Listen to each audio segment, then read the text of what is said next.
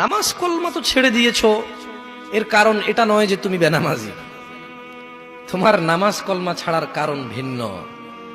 তুমি মনে করো আর কি তোমার মন চায় না, তুমি পারো না, তাই তুমি নামাজ পড়ো না। আসলে তোমার তাওহীদের সমস্যা। কোথায় সমস্যা? মানে আল্লাহ, মানে আল্লাহ কে? আল্লাহ তিনি যে তোমার হিসাব নিতে সক্ষম এবং তিনি যে তোমার হিসেব নিবে, তুমি এটা পরিপূর্ণভাবে বিশ্বাস করো না, তাহলে তো তুমি নামাজ পড়তে। তুমি মনে করো আর কি তুমি নামাজ পড়ছো না, তুমি গাফেল। এই জন্য তোমাকে বলেছি আল্লাহকে ভয় করতে হবে। ফর এক্সাম্পল, আল্লাহ নামাজ ফরজ করেছে। কে নামাজ ফরজ করেছে? আল্লাহ। মুয়াজ্জিন আযান দেয়, তুমি নামাজ পড়ো না। তুমি মনে করো তোমার দান সাদাকা তোমাকে উদ্ধার করবে? তোমাকে ভুল শিখিয়েছে।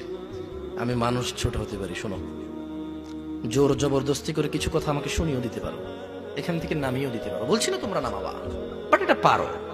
তবে মনে রাখবে, কথা যেটা বলেছিলাম উল্টাতে পারবে না। কেন পারবে না জানো? কারণ এই কথা উল্টানোর জন্য তোমাকে কথা থাকতে হবে। মনে রাখবে, তোমার দান সাদাকা হিসেবই হবে না।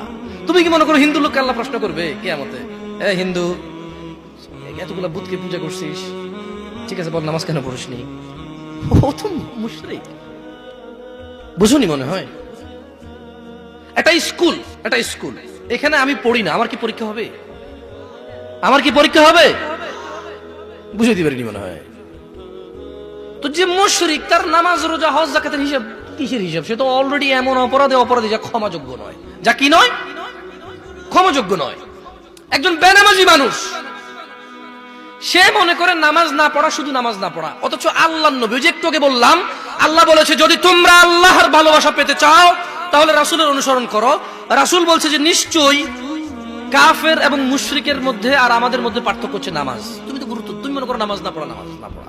ওই যে তুমি খুঁজে পাও না মুসলমান কিভাবে শিরিক করে, এই যে নামাজ না ছাড়লে শিরিক হয়। দেখো, আমি অনুবাদক, এখানে যারা বুখারী পড়ায়, মুসলিম পড়ায়, তিরমিজি পড়ায়, হাদিসে তারা পেয়েছে না। হানাফি, শাফি, মালিকি, হাম্বলি, তিরমিজি, আবু দাউদ নাম দিয়ে তুমি পরিবর্তন করে গোপন করতে পারো, কিন্তু আছে। ফয়সালা তো আল্লাহ করবে যে এভাবে হয় নাকি সিস্টেম, ইসলামকে বিভক্ত করা এবং কিয়ামত দিবসে রাসূলের অনুসরণের বাইরে কোনো অনুসরণের হিসাব নেওয়া হবে কিনা, সেটা তো আল্লাহ ফয়সালা করবে।